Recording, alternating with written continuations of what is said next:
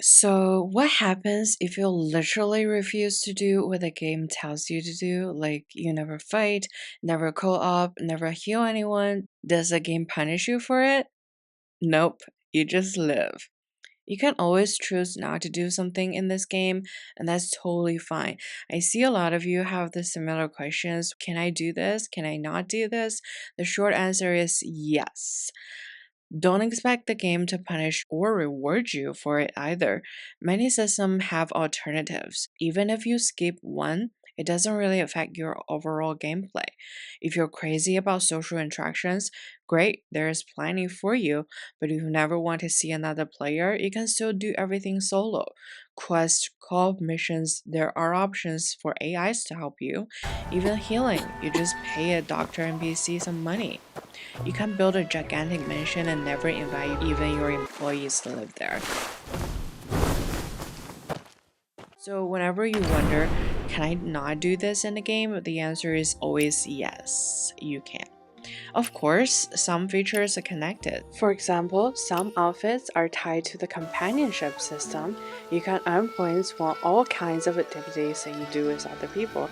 5 or 10 player dungeons, the Hunger Game event, co op, healing, even playing mahjong or going to the bathhouse. Then you can exchange these points for special outfits. So, if you're not into PvP, you can just run dungeons. If you don't like fighting at all, you can focus on healing or saving people. And if you don't want to play with other people, you can still fight with AI teammates and get some rewards. I personally don't really like fighting, but I love teaming up with my master when she puts me into dungeons. I can just relax. And recently, I found the Hunger Game event super fun.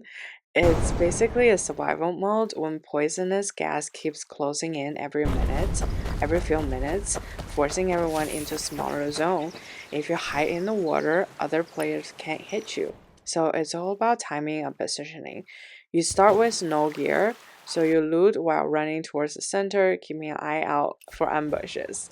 And if you're lucky enough to spawn somewhere quiet, you can totally sneak your way into top field spots. I really enjoy it, especially when I play with friends. I even got second place today. Everyone else got wiped out by the champion, and I was the last one standing. It felt so amazing. I didn't even meet anyone all the way down to the center. Again, you can skip that completely. You just don't get that outfit. Your comeback stats won't suffer. You still have like 50 other things to enjoy: exploring, crafting, building, farming, running your own business, or just vibing. Basically, Where Ones Meet never forces you into a play style. You play the way you want, and that's honestly the most underrated strength. Also, I really can't tell you how much you may need to grind for which material. It really depends on what kind of players you are. This game is perfect for super laid back players who never grind for anything, and yes, you can survive just not grind for anything. You just buy stuff from the shop and stop upgrading when they run out of materials.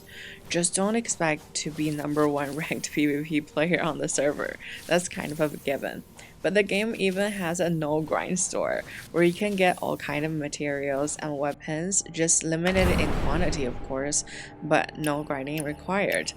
And of course, depending on which part of the game you focus on, the material you need might change too. Let me give you two examples from the conversations I had with friends.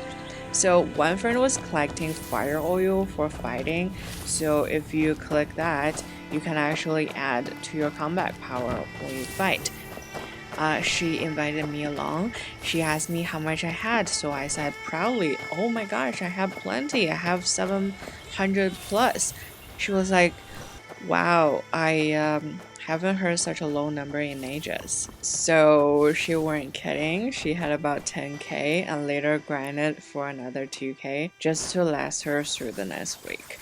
So she sometimes played 10 hours a day, focusing on PvP and co-op bosses. Meanwhile, I could survive almost a year on my 700. Last week, my master asked what I was up to, and I said I was cutting bamboo for wood. So she asked how much do I have right now. I said about 2K. She said, isn't that enough to build a house? Oh, let me tell you, it could maybe last me 1 week, so I definitely need to grind for the week after. You might think, oh, so this game is super grindy, that's what you mean. No. The first friend got the title for ranking highest for 2 different PvP contexts. And you've seen my fantastic house, right? I'm even building 2 more villages that I haven't showed you yet. So the point is, if you not strive to beat the 2 of us, the game is actually very chill. So back on that freedom that I was talking about. You do need to fight to level up after around level 30, but even then, all your XPs get stored up until you decided to fight. So whenever you feel ready, you can just jump in and level up instantly. Early on, I was supposed to catch these weird little things. Um, I don't know how they call it in English, but they're basically some sort of plants or little bugs, and they have a little icon that kind of looks like a bug on your smaller map. So each regions has about like 10 or more types. Some you shoot from afar, some you jump for, some you chase, like butterflies. My master told me about it a long time ago. She said like that's a key thing where you can like up your skills and your HP and stuff like that. But I thought it was like too much trouble because like I don't know which one is which and I don't know how to do it. So I just ignored them. And later when I finally tried it for myself, I spent an entire week just to catch them all. It was like so fun.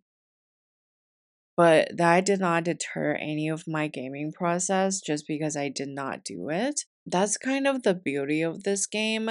You can do things whenever you want. The main story told me to like find someone, but I didn't. I literally run half of the map before ever going back.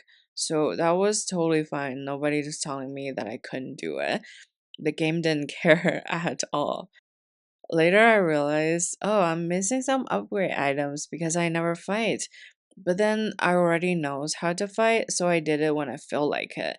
I also didn't know that you could just chop trees or shoot birds at first.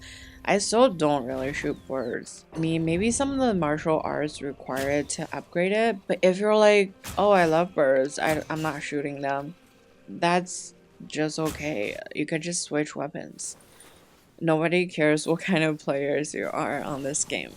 So like each person have their own way of playing. For example, my master is amazing at combat, but didn't manage her estate at all. So every time she visited my giant mansion, she was so impressed. So maybe I'm good at building things and she's good at fighting bosses and you're good at healing. Everyone got their thing. That's what makes the game fun.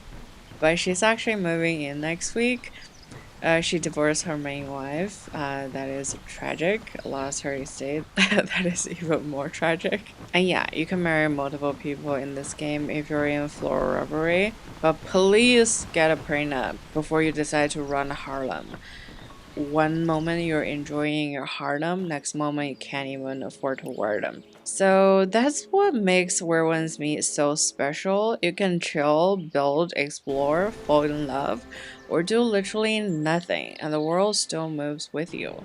No rush, no pressure, just your story.